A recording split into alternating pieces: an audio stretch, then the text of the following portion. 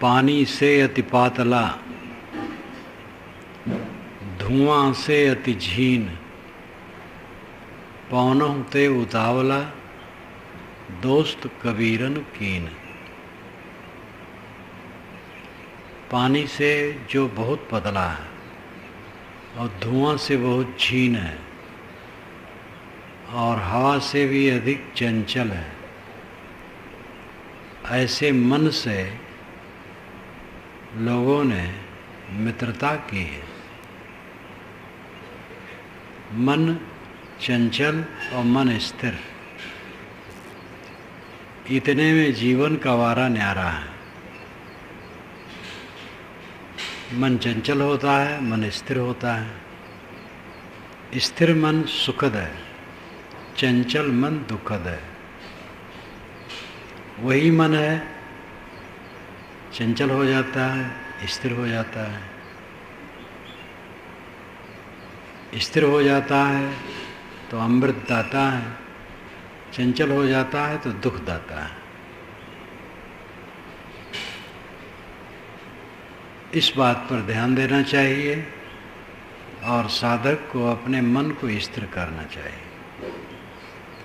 मन स्थिर क्यों नहीं होता है? क्योंकि भोग चाहता है। कारण से कार्य होता है, बिना कारण के कार्य नहीं होता है।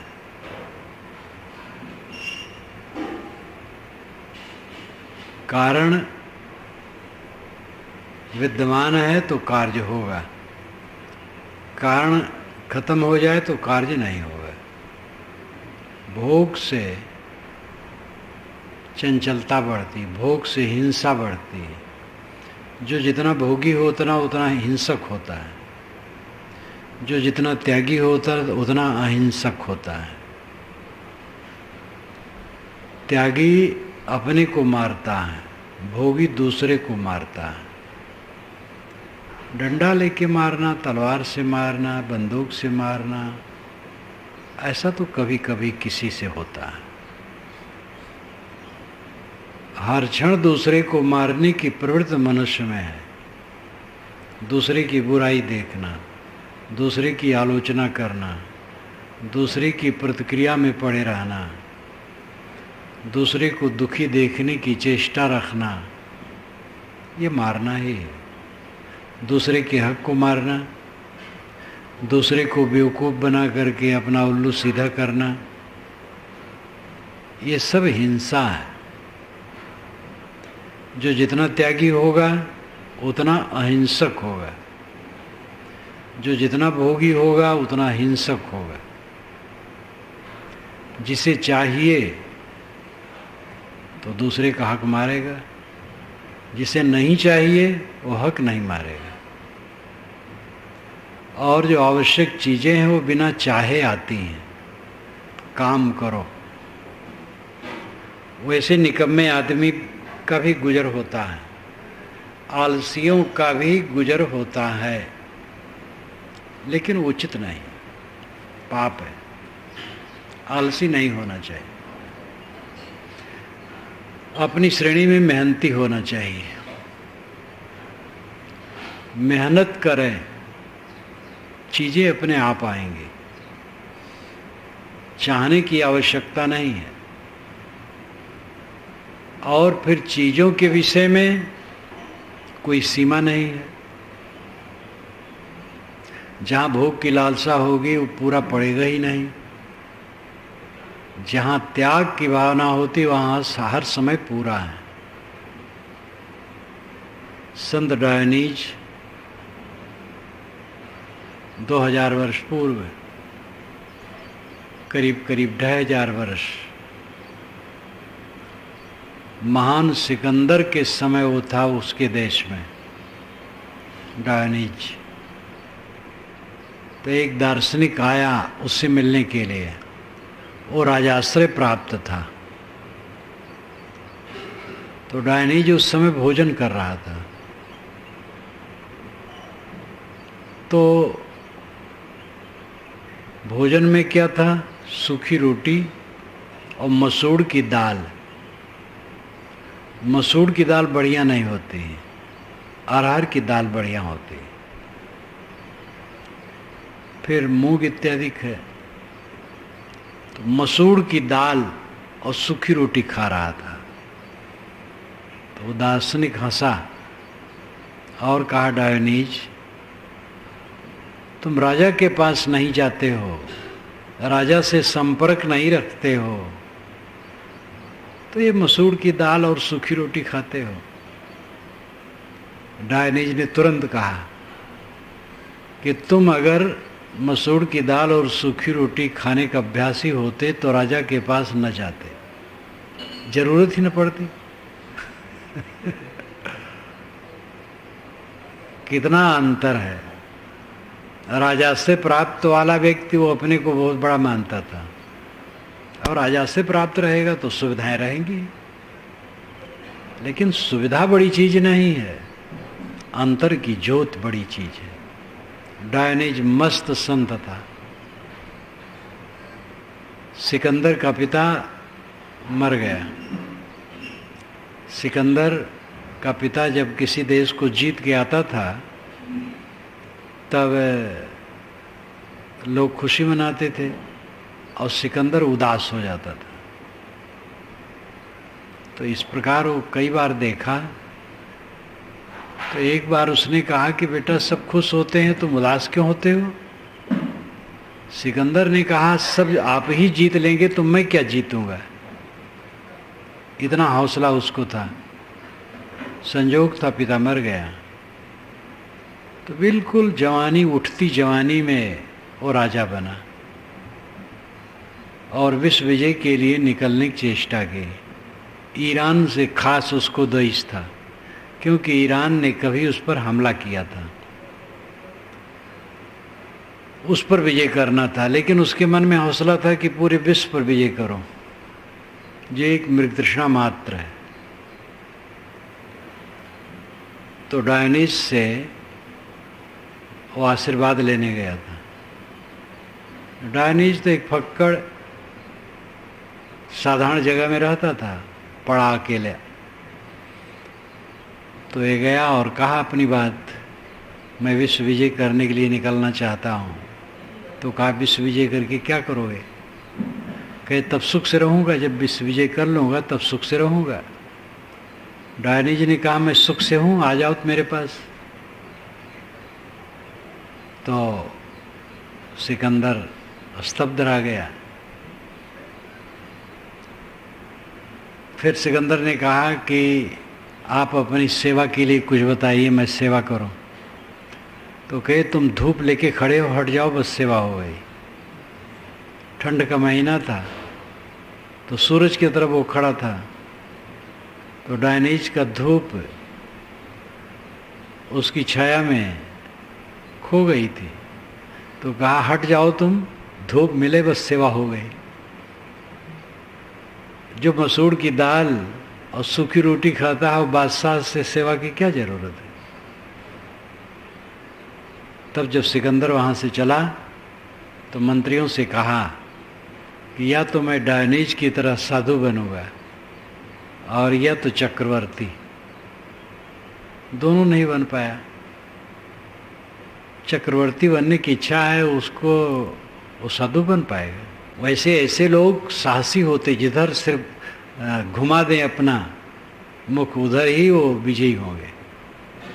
जो दुनिया के बड़े बड़े डाकू और लुटेरे थे, अगर वे साधु होते तो बहुत बड़े साधु होते, और दुनिया के जो बड़े बड़े साधु हैं वो लुटेरे होते तो बहुत बड़े लुटेरे होते। क्योंकि मनोबल होता है, वो जिस तरफ जाते हैं उसी तरफ बढ़ जाते हैं। शक्ति वही है, शक्ति जिधर लगा दिया जाए। सिकंदर अनेक देशों को रौंदता हुआ ईरान पर भी विजय करके भारत आ गया। भारत के पश्चिम और उत्तर क्षेत्र पर युद्ध किया। पुर नाम का राजा, उससे युद्ध किया। पुर को हारना पड़ा। सिकंदर बहुत कुशल था। घोड़े की सवारी, इधर हाथी की सवारी। पहले तो वो लोग डरे, हाथी का हुजूम कभी उन्होंने ऐसा नहीं देखा था, भीम का है, काले काले।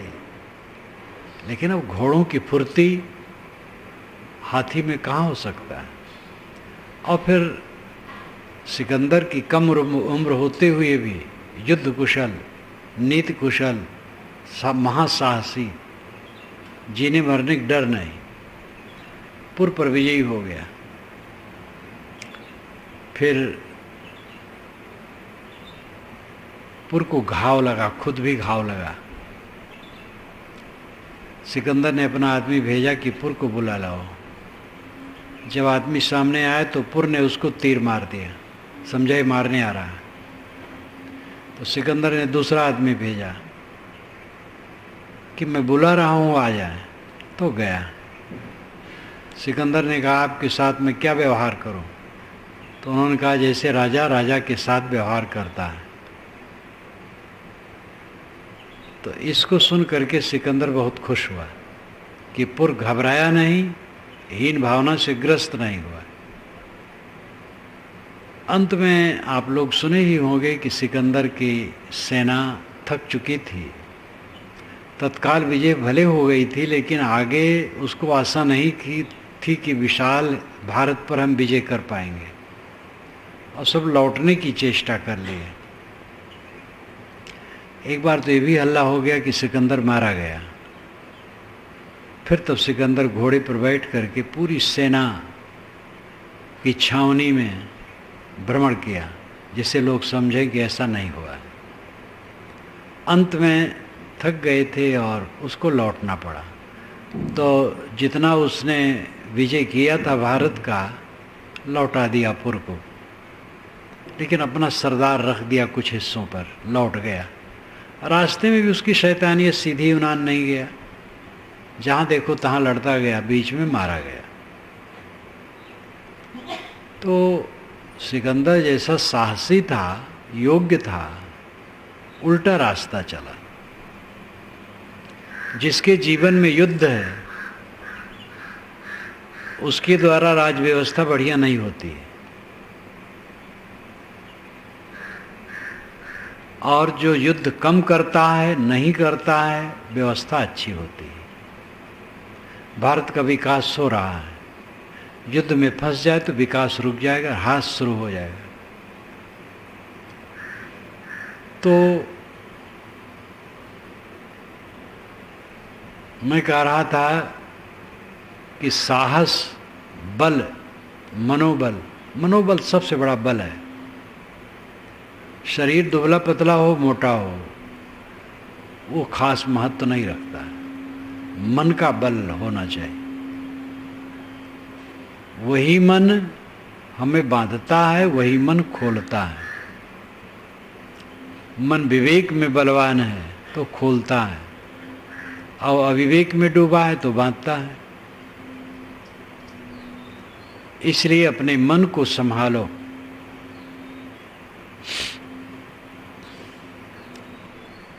पानी ते अति पातला, धुआं ते अति झीन, पवनों ते उतावला, सो दोस्त कबीरन कीन।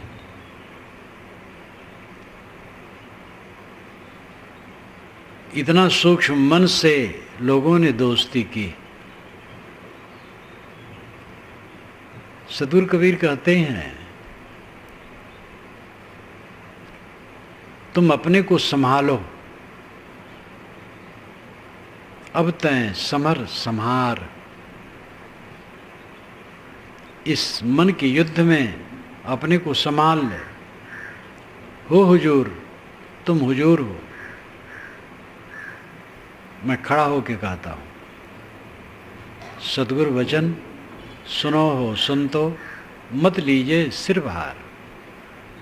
हो हुजूर, ठाड़ कहता हूँ, अब तैं समर संहार। सदगुरु वचन सुनो हो संतो। कबीर साहब के मन में सदगुरु के प्रति अनन्य निष्ठा थी।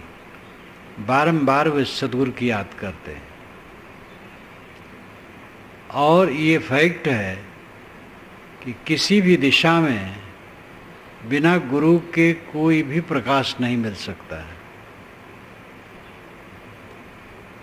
कोई दिशा हो, कहीं का भी ज्ञान हो, काखा का ज्ञान, ABCD का ज्ञान, अलिफ बेपे का ज्ञान कराने वाला गुरु होता है।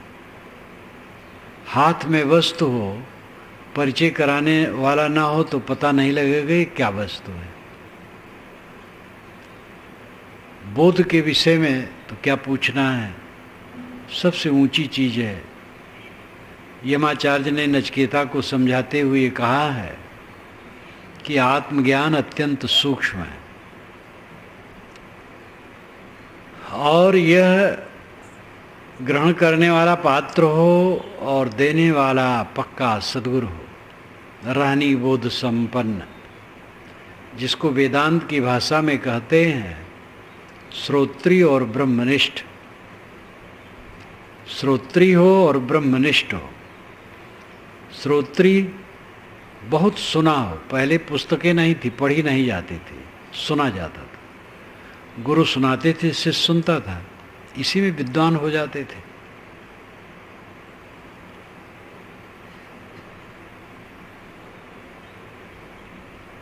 चंगेज खां पढ़ा लिखा नहीं था, अनेक देशों पर राज करता था। जवाहरलाल ने लिखा है कि आश्चर्य होता है, बिना पढ़े लिखे इतने देशों पर राज करता था। बुढ़ापा में वो जान पाया है पढ़ने लिखने जैसी बात, तो अपने आदमियों को लगाया है तुम लोग पढ़ो लिखो, अपना नहीं पढ़ा। और उसकी प्रवृत्ति गलत थी, मार काट की, वो अलग विषय है, लेकिन था वो भी मेधावी। बाबर की बात ऐसे ही है। खूंखार लोग जो हुए हैं उनमें बल था, मनोबल था। वही मनोबल अपने तरफ लौट आए तो क्या पूछना। सद्गुरु वचन सुनो हो संतो, ऐ संतो सद्गुरु के वचन सुनो और ग्रहण करो। मत लीजिए सिर भार, सिर पर बोझा मत उठाओ। ये मन का बोझा, मन की मान्यता, मन की अहंता ममता मत ला दो। अपने को जितना नंगा करते जाओगे उतनी शांति मिलेगी। नंगा कर दो, पूरा नंगा कर दो। ये कपड़े छोड़ करके नंगा करना नहीं, ये तो शरीर जब तक है पहनना चाहिए। विवेक से कपड़े को अलग कर दो। तुम कपड़े नहीं हो, फिर चाम नहीं हो, फिर मांस नहीं हो, रक्त नहीं हो, हड्डी नहीं हो, टट्टी पेशाब नहीं हो, मन बुद्धि प्राण नहीं हो, तुम शुद्ध चेतन हो। शुद्ध चेतन हो तो देह नहीं हो, तो माँ बाप नहीं हो, पुत्र नहीं हो, पिता नहीं हो, गुरु नहीं हो, शिष्य नहीं हो, साला नहीं हो, जीजा नहीं हो, धनी नहीं हो, निर्धन नहीं हो, शूद्र नहीं, ब्राह्मण नहीं, हिंदू नहीं, मुसलमान नहीं। तमाम रोग लगा है, तमाम चेहरे चिपके हैं, नकली नकली। इसलिए हमारा असली चेहरा छिपा है। इस सारे चेहरे को फाड़ करके फेंक दो। मत लीजिए सिर भार। साधना यही है, धुनना। धुनिया रुई को धुनता है तो बड़ी बड़ी मशीनें हैं धुनने की। धुनी हुई रुई मैंने एक कारखाने में देखी जहाँ सूत बनाया जा रहा था। वो मैनेजर ने बुलाया और मेरा कार्यक्रम था पास में, बड़ा कारखाना था सूत बनाने का। तो हाथ से धुनी हुई रुई तो अनेक बार देखा था, लेकिन मशीन से धुनी हुई रुई क्या पूछना। रेसे रेसे अलग। कहे महाराज इसमें कुछ ज़रूरत हो तो ले जाएं। मैंने कहा मैं क्या करूँ। धुनी हुई रुई काफ़ी स्वच्छ कोमल, धुना हुआ मन निर्मल स्वच्छ कोमल। मन को धुनो। मन जुड़ता है, देह में जुड़ता है, अवस्था में जुड़ता है, नाम रूप में जुड़ता है, गुणकर्म में जुड़ता है, योग्यता में जुड़ता है, तमाम पद अधिकार में जुड़ता है, पता नहीं कहाँ कहाँ जुड़ता है।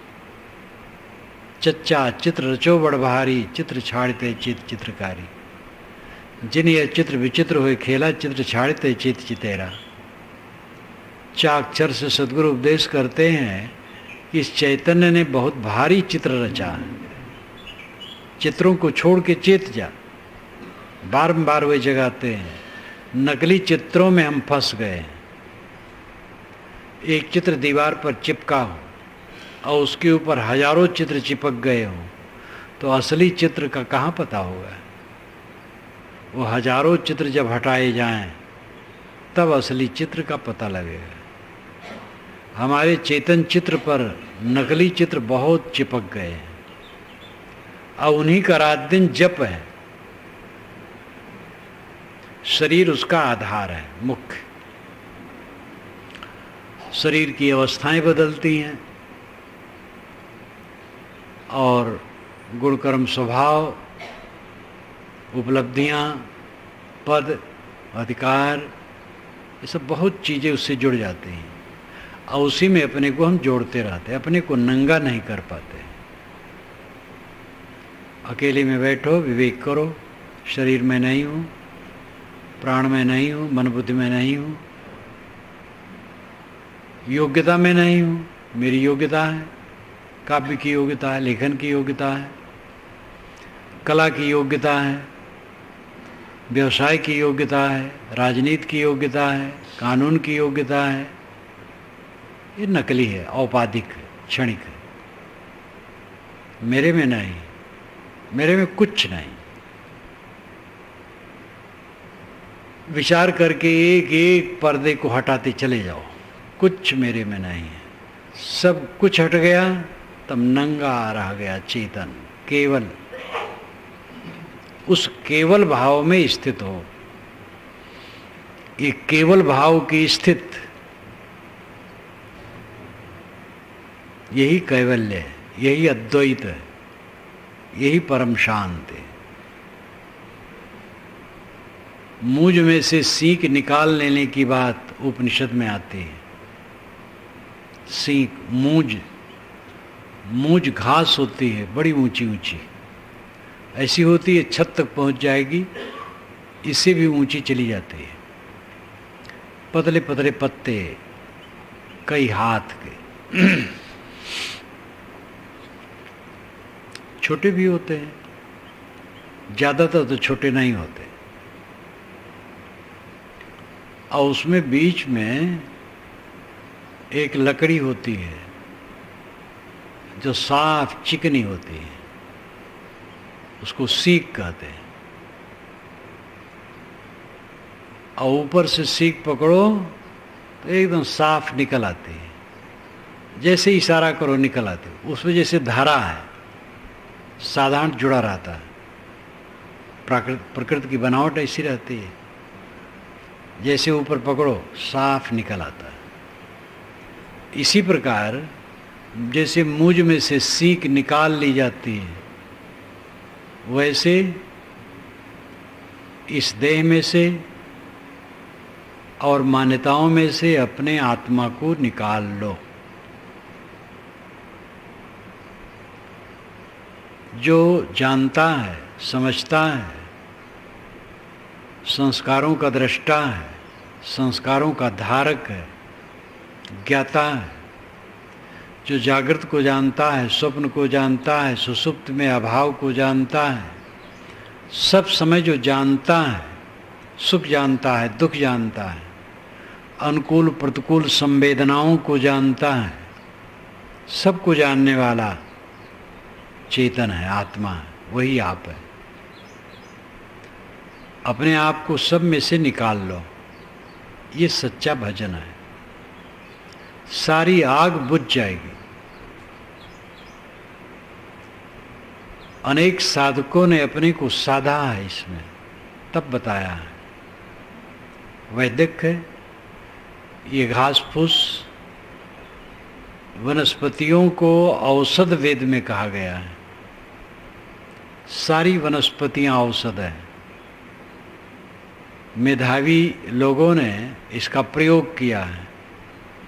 प्रयोग करके, अंदाज करके, फिर वो दर्जनों लोगों पर, फिर सैकड़ों लोगों पर, तब निर्धारित औषध बनाई है। तभी औषधि चल रही है। ऐसे ज्ञान के क्षेत्र में साधकों ने स्वयं को साधा है। साध साध करके तब उन्होंने कहा है, और मोक्ष का द्वार खोला है। तो हमारे पूर्वजों ने जो परंपरा से हमें दिया है वो अमोघ बल है।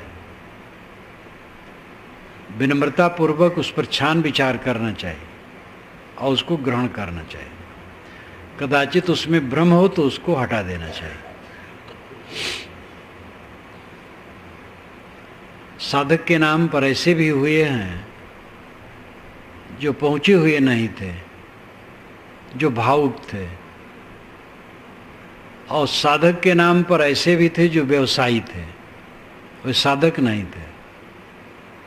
संत उनका नाम था, ऋषि नाम था, ज्ञानी नाम था, लेकिन वो व्यवसायी थे और धर्म का, साधना का, कल्याण का व्यवसाय करके लौकिक उपलब्धि उनकी इच्छा थी, इसलिए उनका कथन सच नहीं। जैसे गंगा में नहाओ पाप कट जाएगा, ये सच नहीं है। कोई भी नदी में नहाने से पाप नहीं कटता। पाप तो मन का विकार है, छोड़ने से कटेगा। गंगा नर्मदा कहीं नहा करके निकले कोई और काम क्रोध लोभ मोह से रहित हो जाए तो माना जाएगा कट गया पाप। और गंगा में से निकला और फिर वैसे मन है, कहाँ कटा? ये प्रमाण है। और युक्ति मैंने पहले कही, मन का मैल कटना ये पाप का कटना है। गंगम नहाने से या नाम जप लिया कट गया, नाम जपना ठीक है, गंगम नहाना ठीक है, लेकिन उससे पाप नहीं कट जाता है। पाप कटता है पुण्य का रास्ता पकड़ने पर। तो सस्ते नुस्खे लोगों ने बांटे, वो व्यवसायी थे, कई स्तर के थे। कोई भावुक था, कोई व्यवसायी था, अबोधी था, सरल हृदय थे लेकिन अबोधी थे। अबोध में कहा गए, भावुकता में कहा गए। और कितने काइयाँ थे, बदमाश थे धर्म के नाम पर। शायर बुद्धि बनाए के बाएं विचक्षण चोर, सारी दुनिया जहड़े गई कोई न लागा ठौर। ऐसे लोगों के लिए साहब ने ऐसी साखी कही है, शायर बुद्धि बनाए के, जिन्होंने अपनी बुद्धि को शायर जैसा बना लिया, समुद्र जैसा विशाल, लेकिन बाएं टेढ़े हैं और विचक्षण हैं, बहुत बुद्धिमान है लेकिन चोर है। धर्म के नाम पर वो भोग चाहते हैं। सारी दुनिया जहड़े गई, ऐसे लोगों के चक्कर में पड़ करके सारी दुनिया खराब हो गई, कोई न लागा ठौर। आज ही नहीं है भोग में योग सिखाने वाले, भोग योग सब साथ चल जाएगा। संभोग में समाधि बताने वाले आज ही नहीं, पहले भी थे। 2 नंबर का धंधा करने वाले धर्म के नाम पर पहले भी थे। इसके लिए तो पुस्तकों से आप जान सकते हैं। 18 पुराण और महाभारत, इनमें से छांटा जाए तो 40,000 श्लोक ऐसे मिलेंगे जो चमत्कारी हैं, जिसको पढ़ करके आदमी भटक जाएगा। गायत्री का जप सारे पापों का नाशक है। गुरु पत्नी के साथ अत्याचार किया हो, ब्रह्म हत्या किया हो, गो हत्या किया हो, भयंकर से भयंकर पाप किया हो, गायत्री जप लेने सब कट जाता है। आज ऐसे गुरु हैं जिनके पास रिजर्व मंत्र है। हत्या के लिए ये मंत्र है, हत्या किए हो तो ये मंत्र पढ़ो, कट जाएगा पाप। व्यभिचार किए हो तो ये मंत्र से कट जाएगा। बाकायदे उनके पास मंत्र है, ले लो, काम बन जाएगा। हरी झंडी पहले वालों ने दिखा दी है तो पीछे वाले दलालों को सहज ही मिल जाता है। आज ही गलत नहीं है, पहले भी गलत थे। लोगों की गलत धारणा है कि पहले सब अच्छा था, आज खराब है, आगे और खराब आएगा। अच्छे बुरे पहले भी थे, आज भी हैं, आगे भी रहेंगे। आज का ज़माना बहुत बढ़िया है, कितना विज्ञान युग, कितनी बातें सरल हो गई हैं। इसमें खतरे भी हैं, उसको क्या करेंगे, हैं सो हैं। अच्छे बुरे लोग आज हैं, पहले भी थे। नदी चलती है तो कहीं काटती है, कहीं पाटती है, उसका स्वभाव है। जिस तरफ मुड़ जाएगी काट देगी, दूसरी तरफ पाट देगी बालू। अभी पीछे वर्षों में 2-3 वर्षों के पूर्व इलाहाबाद में बड़ी चिंता थी कि पूरब तरफ से गंगा काट रही है, एकदम शहर के किनारे बह रही। अब वहाँ से हट गई, अब की बार अर्धकुंभी में वहाँ से काफ़ी हट गई। अब उसकी धारा है, उसको आदमी बदल भी नहीं सकता है, और किसी धारा को बदलने के लिए फिर बहुत खर्च है, खरबों खर्च है, तो उसको कहाँ तक कोई करता रहेगा। नदी चलती है तो किसी तरफ काटती है, किसी तरफ पाटती है। दुनिया की सारी संस्कृत सभ्यताएं चलती हैं, उसमें गुणदोष होते हैं। तो अच्छे बुरे लोग सब समय रहे, भटकाने वाले सब समय रहे, जगाने वाले सब समय रहे, ईमानदार लोग सब समय रहे। यास्क मुनि का निरुक्त जब पढ़ा मैंने, तब मुझे बड़ा सुखद आश्चर्य हुआ। मैंने कल बताया था, यास्क मुनि ईसा के 800 वर्ष पहले हुए हैं और निरुक्तकार थे। वेद के मंत्रों से, वेद के शब्दों का उन्होंने प्रतिपादन किया है भाष्य करके, ये शब्द का ये अर्थ है। और फिर 22 निरुक्तकारों का उदाहरण दिया है।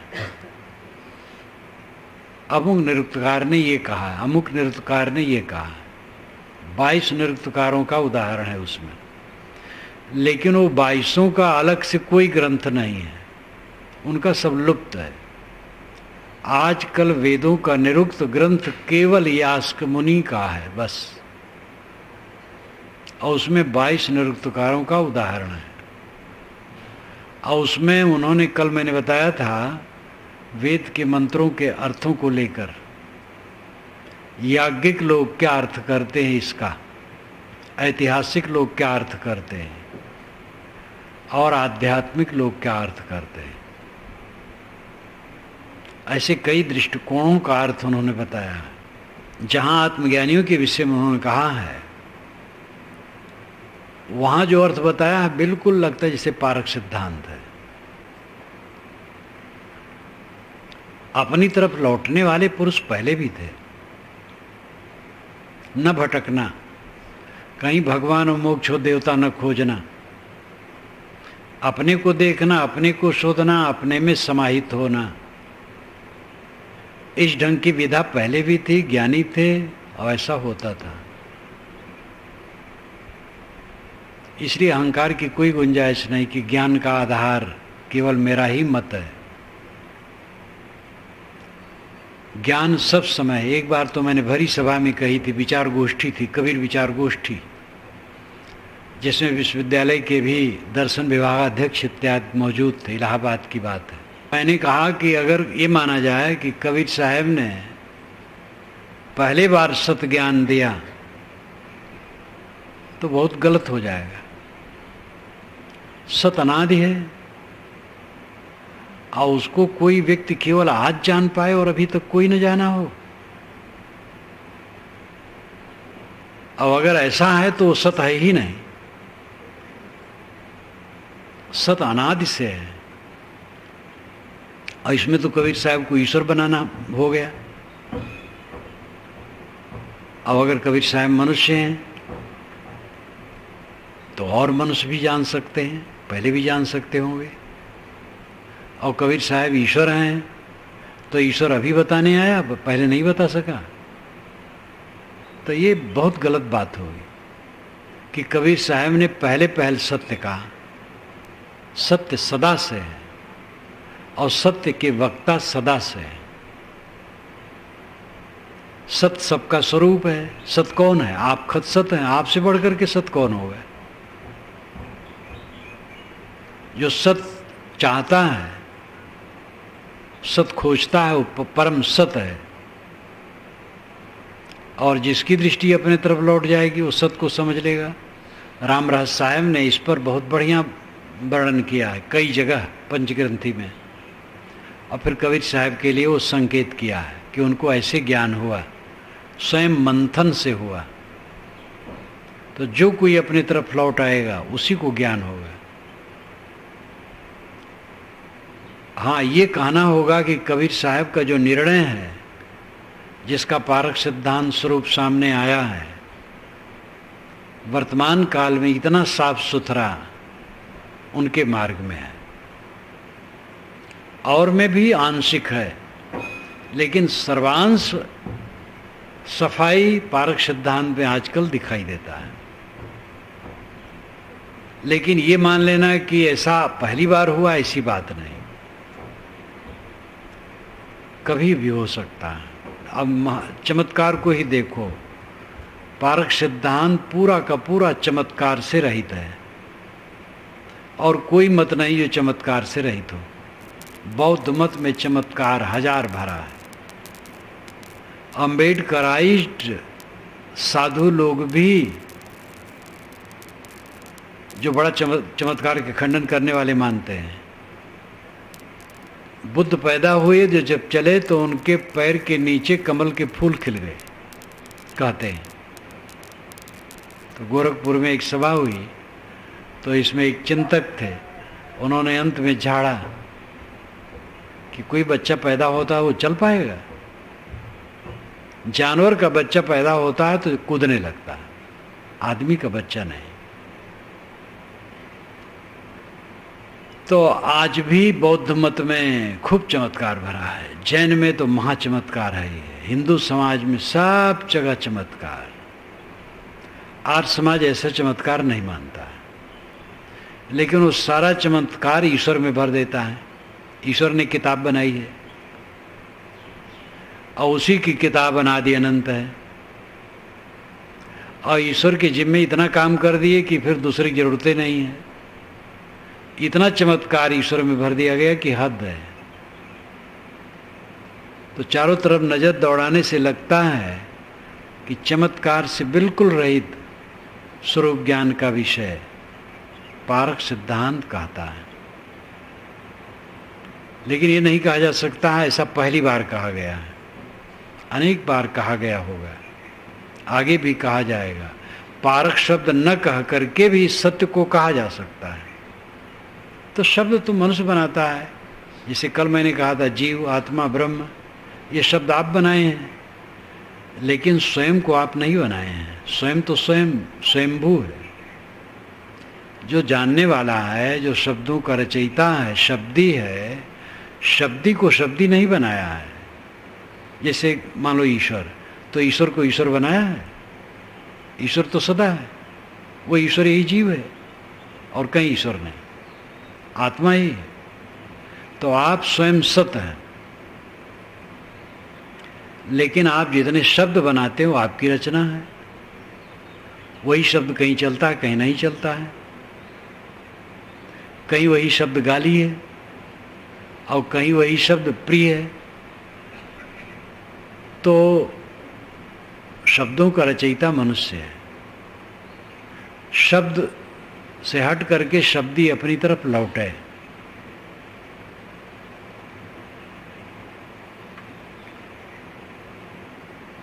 तो साहब कहते हैं, सदगुरु वचन सुनो संतो, मत लीजिए सिरभार। ऐ संतो, संतों से मतलब हम लोगों के कपड़े वाले नहीं। संतों से मतलब जो सत्य को चाहे वो सब संत। श्रोता मात्र संत है, इसलिए पूर्ण साहब ने अर्थ भी किया। संतों कहिए श्रोता, संतो शांत स्वरूप, संतों कहिए जीव को निर्वारित निज रूप। इतना उदार संत की परिभाषा। श्रोता संत है, जीव श्रोता है, जीव संत है। संत सत शब्द से बना है, इसलिए संस्कृत में जहाँ संत संति इत्यादि आता है वहाँ होने का, अस्तित्व का अर्थ होता है, महात्मा का नहीं। पाली भाषा में भी है, लेकिन धम्मपदम में संत शब्द महात्मा के लिए आया है, सत्य के लिए भी आया है, महात्मा के लिए भी आया है, मैंने उसमें लिखा है।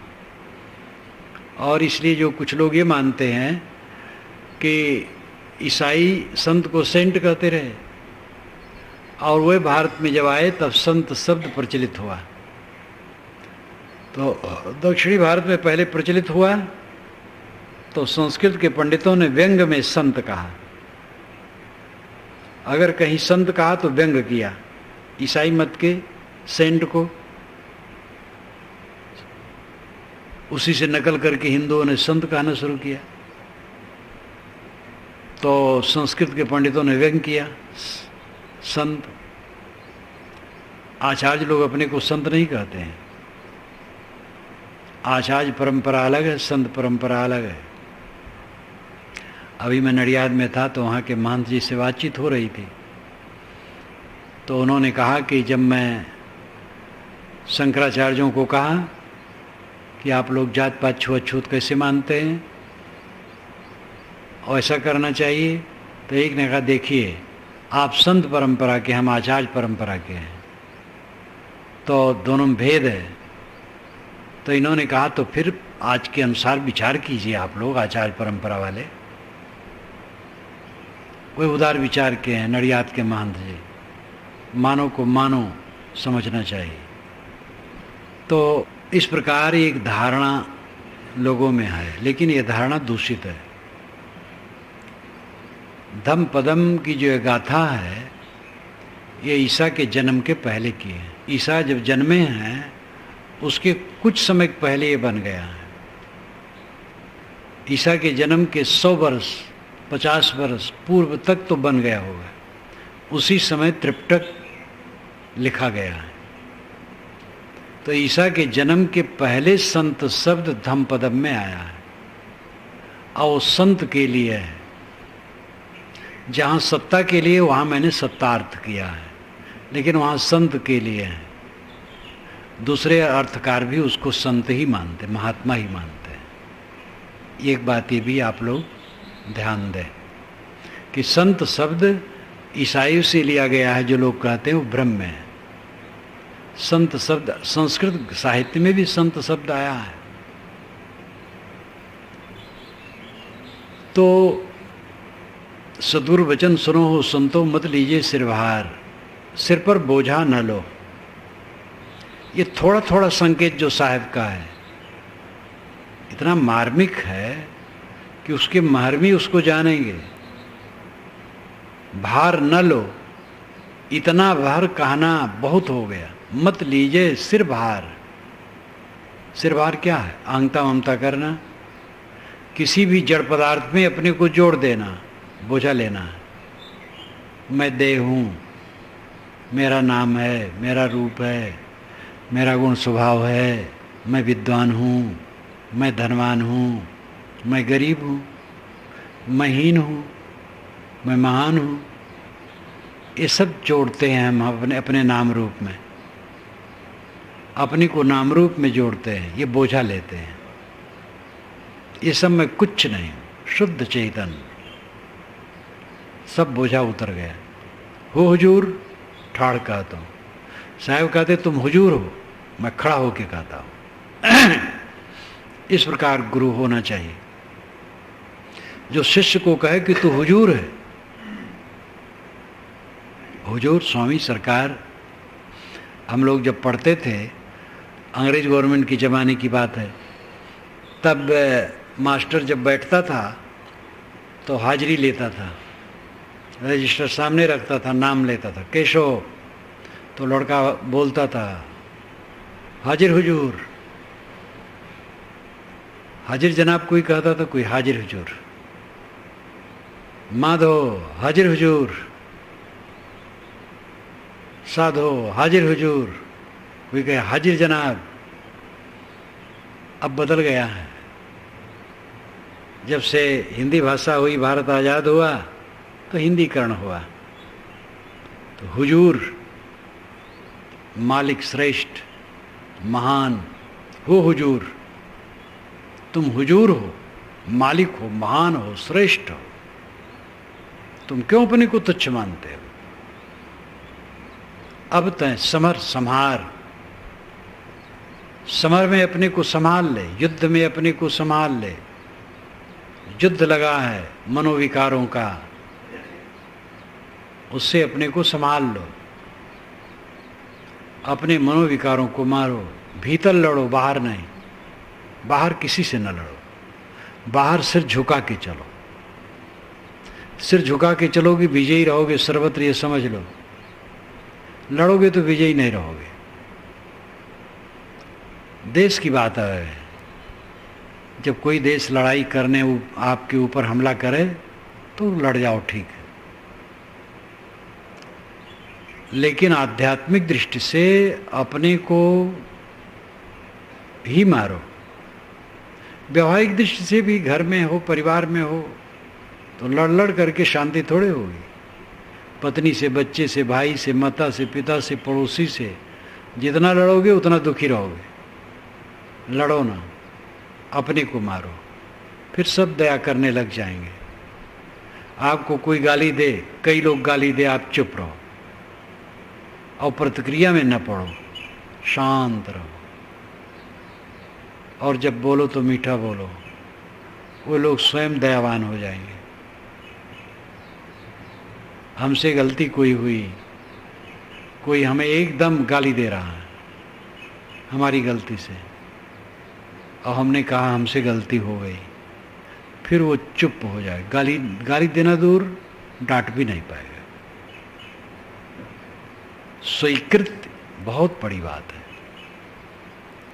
लेकिन ये कमजोर स्नायु का आदमी नहीं सह पाएगा। बलवान लोग उसे कहते जो दूसरे की पीट दे। बलवान है वह है जो सह ले। दूसरे की पीटे तो क्या सिंह भी फाड़ खाता है। ये जानवर एक दूसरे को नोचते रहते हैं। ये बलवान है, क्रूर है, बलवान नहीं। बलवान वह है जो सह ले, घात प्रतिघात सह ले, सबकी बात सह ले, वो बलवान है, धन्य है वो। ऐसा करके देखो तो आपका लड़का ही कट कहा, आप सह लो। लड़के को सोचना पड़ेगा।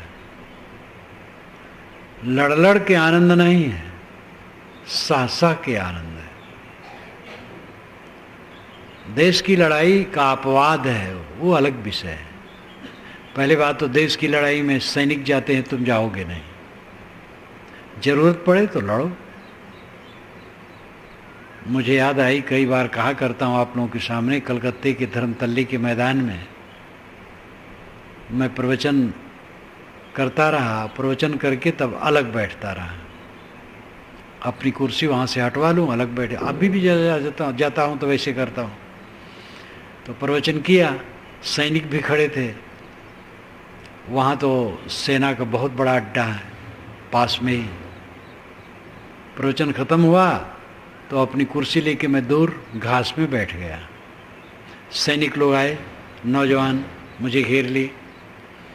कहे महाराज आपने अहिंसा पर बहुत कहा, एक दिन अहिंसा का काम किया जाए तो भारत का कच्चा बैठ जाएगा। मैंने कहा एक दिन हिंसा करना चाहोगे तो अपनी पत्नी को ही गोली मार दोगे, और जो आपस में खड़े हो एक दूसरे को गोली मारोगे। क्या आपस में कभी मनमुटाव नहीं होता, बात में फर्क नहीं पड़ता है? और आप लोगों के हाथ में तो गोली बंदूक है, तो एक दूसरे को मारोगे, हिंसा करोगे? अहिंसा की जरूरत हर जगह है।